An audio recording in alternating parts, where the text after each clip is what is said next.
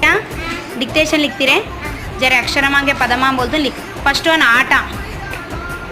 आट टा next one ईगा लिख ईगा ई हाँ गा लिख हाँ लिख ईला लिख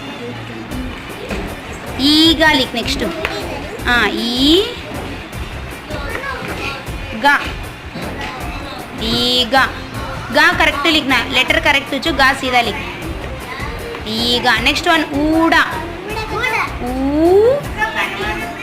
ऊड़ा ऊड़ा डा डा नेक्स्ट वन ఏట ఏట ఏटा लिख आईना लिख ఏटा दिखने तो आईना लिख नागा लिखती है नेक्स्ट ఏట